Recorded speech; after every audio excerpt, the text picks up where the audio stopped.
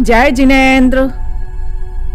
मैं सुधा जैन आज पितोड़ बनाने की रेसिपी लेकर आई हूँ। पितोड़ में दो तरह से बनाऊंगी, एक कढ़ाई में और दूसरा कुकर में। तो दोनों तरह की रेसिपी मैं आप लोगों के साथ शेयर कर रही हूँ। पितोड़ राजस्थान की पारंपरिक डिश है और इसे बच्चे और बड़े सभी खाना पसंद करते हैं। इसे बनाने के लिए मैंने 1 कटोरी बेसन लिया है और उसी के नाप से 1 कटोरी दही लिया है। पानी बेसन से दुगना लिया है। इसके अलावा जीरा, नमक, हल्दी और लाल मिर्च ली है।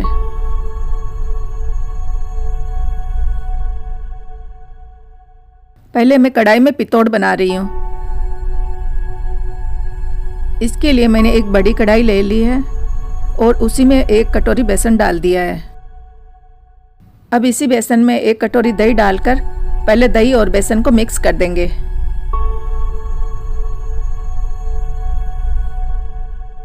दही और बेसन को मिक्स करने के बाद में अब मैंने इसमें आधी कटोरी पानी डाला है।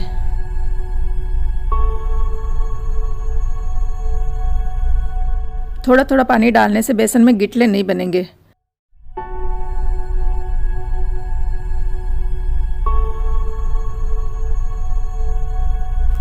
आधी कटोरी पानी अच्छी तरह मिक्स करने के बाद में अब मैं बची हुई आधी कटोरी पानी भी इसमें डाल रही हूँ।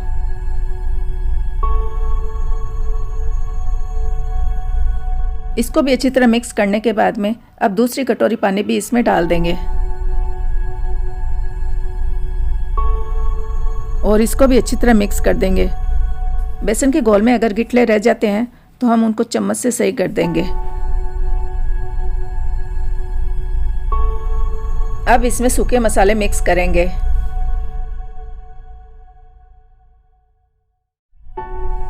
इसमें मैंने 1 चम्मच जीरा डाला है, आधी चम्मच नमक, 1/4 चम्मच हल्दी और 1/4 चम्मच लाल मिर्च इसमें डाली है।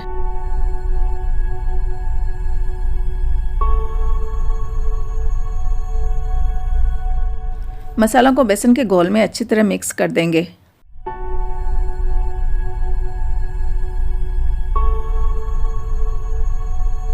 मसालों को मिक्स करने के बाद में अब मैंने कढ़ाई को चूल्हे पर रख दिया है और गैस को तेज ही रखा है।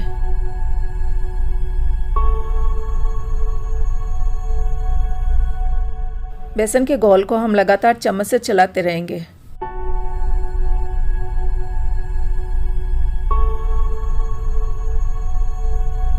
बेसन के घोल को पकाते हुए मुझे 5 मिनट हो चुके हैं और अब ये गाढ़ा होने लग गया है।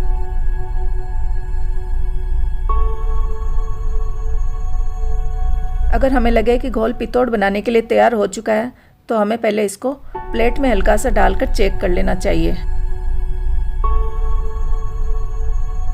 तो मैंने गैस को धीमा कर दिया है। अब थोड़ा सा घोल प्लेट पर फैला दूंगी और इसको ठंडा होने के लिए छोड़ दूंगी।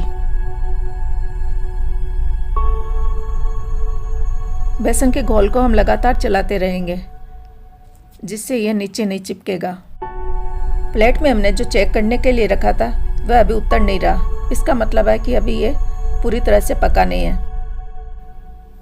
तो हम इसे थोड़ी देर और पकाएंगे। घोल को पकते हुए लगभग 8 मिनट हो चुके हैं और मैंने फिर से इसे चेक करने के लिए प्लेट में निकाला है। घोल जब पक जाता है तब हम इसको चम्मच से गिराते हैं तो ये आसानी से गिरता नहीं है। तो इसका मतलब है कि पितोड़ का घोल पककर तैयार है।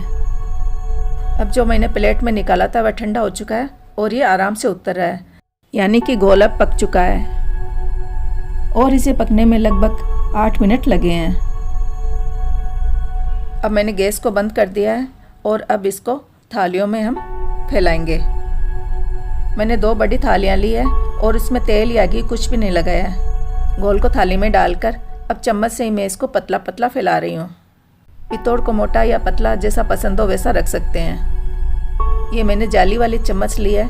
इससे जो एक्स्ट्रा घोल होता है थाली में वो चम्मच में ऊपर आ जाएगा और घोल पतला पतला थाली में फैल जाएगा।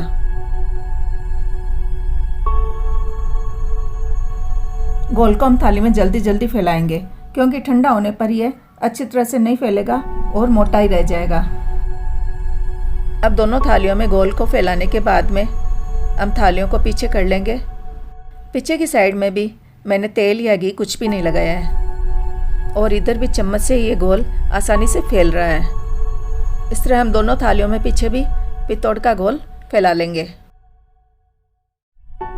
अब जो थालियों में पित्तौड़ का घोल फैलाया है उस पर छौंकन लगाएंगे। तो हम छौंकन तैयार कर लेते हैं। कढ़ाई में मैंने 2 टेबल स्पून तेल डालकर गरम कर लिया है और अब इसमें 1 चम्मच राई डाल दी है। इसमें मैंने 1 हरी मिर्च काट कर डाली है। हरी मिर्च के साथ ही थोड़ा सा धनिया और थोड़ा सा पुदीना काट कर डाला है। हरी मिर्च, धनिया और पुदीना के अलावा इसमें 1 चम्मच लाल मिर्च भी डाली है और पित्तौड़ पे लगाने के लिए छौंकन तैयार कर लिया है।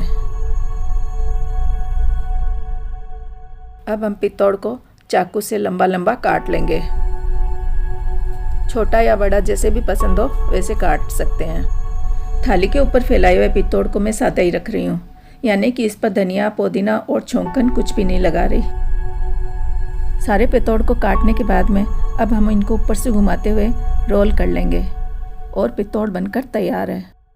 इस तरह हम थाली के पीछे वाले सारे पित्तौड़ उतार लेंगे।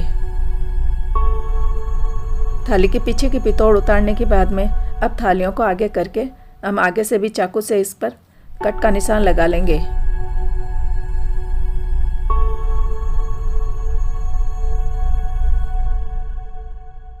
दोनों थालियों में लंबा कट का निशान लगाने के बाद में अब मैं इस पर नारियल का बूरा डाल रही हूँ। सफ़ेद तिल अगर पसंद हो तो वह भी इस पर डाले जा सकते हैं।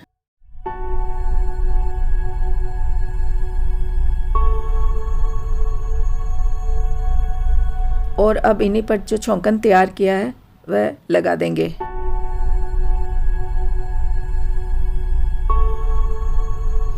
छौंकन और नारियल का बूरा अगर अंदर नहीं पसंद हो तो हम पित्तौड़ को रोल करने के बाद में ऊपर से भी इनको लगा सकते हैं, या फिर बिना लगाए सादे भी खा सकते हैं, वह भी बहुत टेस्टी लगते हैं। नारियल का बूरा और थोड़ा छौंकन लगाने के बाद में अब हम इनको भी ऊपर से घुमाते हुए पूरा रोल कर लेंगे। इस तरह हम दोनों थालियों के पित्तौड़ उतार लेंगे। बहुत आसानी से पित्तौड़ बनकर तैयार है।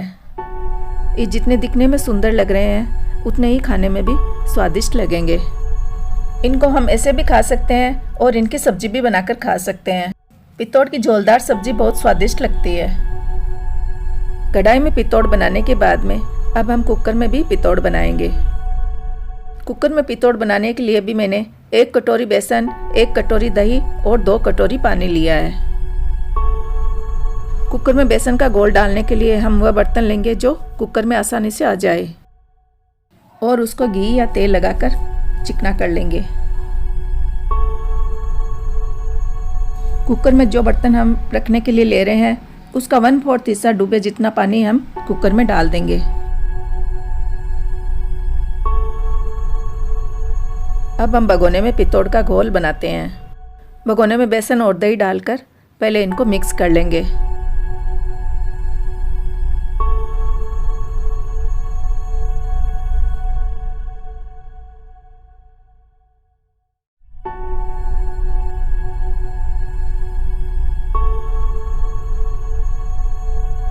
अब मैं इसमें 1 कटोरी पानी डालकर पहले इसको मिक्स कर रही हूँ।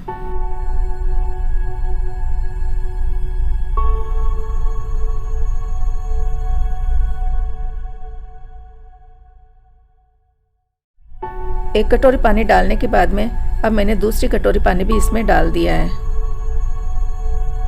अगर घोल में गिठले रह जाते हैं तो हम इसको घोट के भी गिठले मिटा सकते हैं, या फिर हम इसको मिक्सर ग्राइंडर में डालकर भी इसके गिठले मिटा सकते हैं और इसको अच्छी तरह मिक्स कर सकते हैं। इस घोल में भी मसाले अपने स्वाद के अनुसार डाल सकते हैं।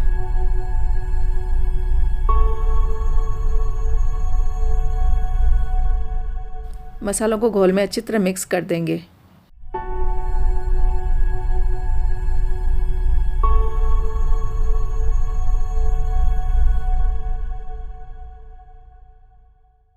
घोल तैयार होने के बाद में अब भगोने को कुकर में रख देंगे।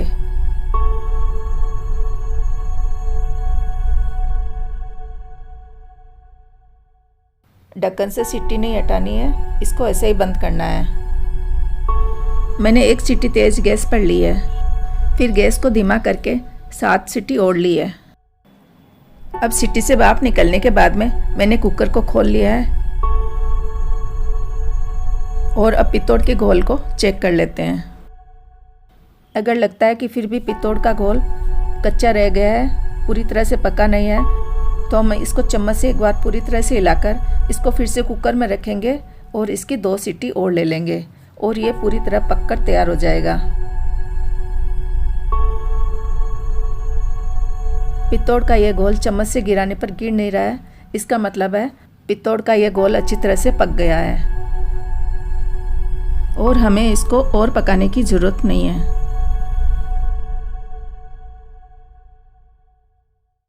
इस घोल को फैलाने के लिए भी मैंने 2 थालियाँ ली है और इनमें भी तेल या घी कुछ नहीं लगाया है। ये घोल भी चम्मच से आसानी से थालियों में फैल रहा है।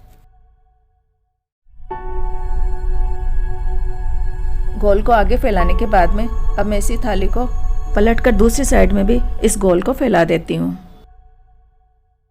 इस तरह मैं दोनों थालियों पर ये घोल फैला दूंगी।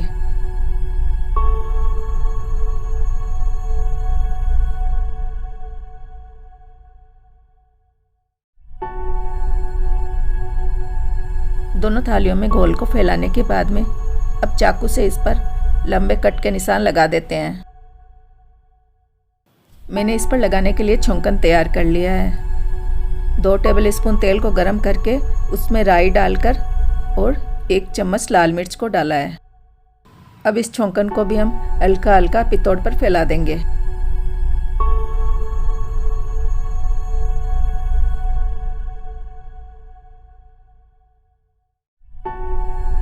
छौंकन लगाने के बाद में अब मैंने इस पर नारियल का बूरा लगाया है। नारियल का बूरा लगाने के बाद में अब मैं इस पर थोड़ा थोड़ा हरा धनिया डाल रही हूँ। अब इनको भी ऊपर से गोल गोल घुमाते हुए रोल कर लेंगे और ये भी बहुत ही आसानी से रोल हो रहे हैं।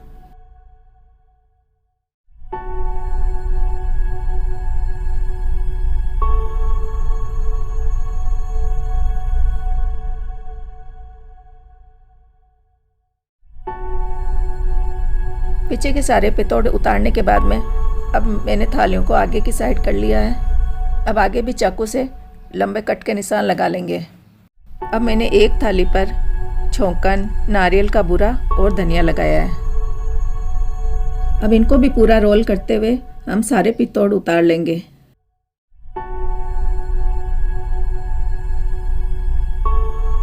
अब मैं दूसरी थाली के पित्तौड़ सादे ही उतार रही हूँ, यानी मैंने इस पर ना तो छौंकन लगाया है और ना ही धनिया, मिर्ची और नारियल का बूरा लगाया है और ये भी बहुत ही आसानी से उतर रहे हैं। इस तरह हमने कढ़ाई में और कुकर में 2 तरह से राजस्थान में बहुत शौक से खाए जाने वाले पित्तौड़ बनाए हैं।